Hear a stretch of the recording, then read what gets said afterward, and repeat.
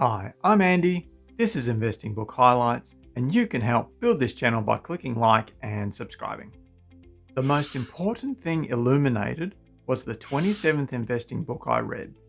Written by Howard Marks in 2011, it has 248 pages, and I made highlights on 93 pages. In 2011, Howard released The Most Important Thing. In it, he draws from his memos to his investment company clients that he has written over the years. It's a compilation which outlines the most important lessons he has learned over that time. In this 2013 Illuminated Edition, it's the same book but with added annotations or comments from three investors: Christopher Davis, Joel Greenblatt, and Seth Klarman, and one Columbia Business School professor, Paul Johnson. All four share insights throughout the book, and Howard himself makes further comments throughout the book about his own book. This is a book I would recommend for intermediate investing book readers and above. If you want to learn about Howard's philosophy without reading 20 years of his memos, then this book is for you. If you want to learn about what Howard thinks are the most important things to know to be a great investor, this book is also for you. The first highlight comes from page 39. Dealing with risk is an essential, I think the essential, element in investing. And maybe to drive this point home, Howard dedicates 3 chapters in the book to risk: understanding it, recognizing it, and controlling it. Wall Street's idea of risk and value investors' idea of risk are very different. If a company's stock price drops massively, Wall Street starts calling the stock risky. But as a value investor, if it's one of my companies and I know why the price has dropped, and it's a temporary drop, the risk is actually decreasing for me because my margin of safety is opening up, which in turn reduces my chances of loss. This is a very basic example of risk that we face in investing. I'd highly recommend researching this topic yourself from a value investing viewpoint. Second highlight is from page 52. The possibility of a variety of outcomes means we mustn't think of the future in terms of a single result, but rather a range of possibilities. Between when I buy a stock and when I sell a stock, there are a range of possibilities that could have happened, could not have happened, and didn't happen.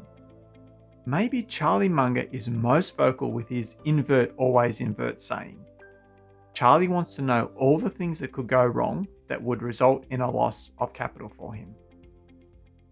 We also need to think of all the things that could go right for our investment. We still need to look at the positives of investing. If we're thinking negatively all the time, I think that would reduce our enjoyment of investing. At the end of the day though, as investors, not losing capital is our main focus.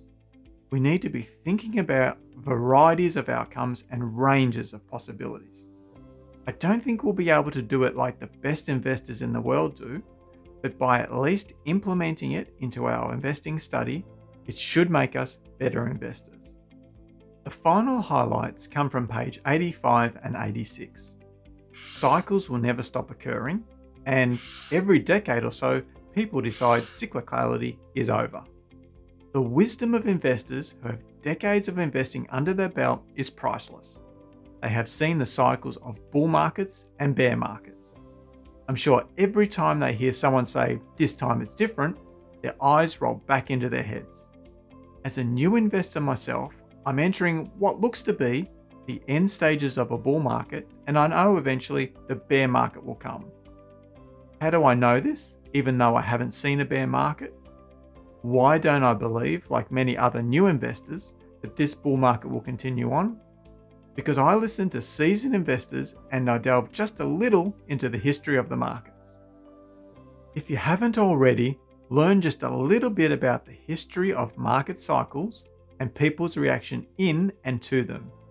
You'll see that no, this time it isn't different. In fact, people's reactions are very similar in every bull and bear market that has occurred.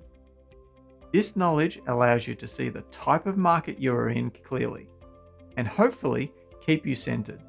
allowing you to focus on your portfolio and not the fear or greed that is happening in the market. Thank you, Howard Marks, for writing The Most Important Thing, and thank you, Christopher Davis, Joel Greenblatt, Seth Klarman, and Paul Johnson for illuminating it. In each video, I tally up the cost of the books I've read. As this was book 27, the total cost is $768.17, and that's in Australian dollars.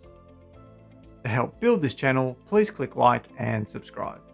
And leave a comment or question below, and I'll be sure to follow up. And I hope your day is full of highlights.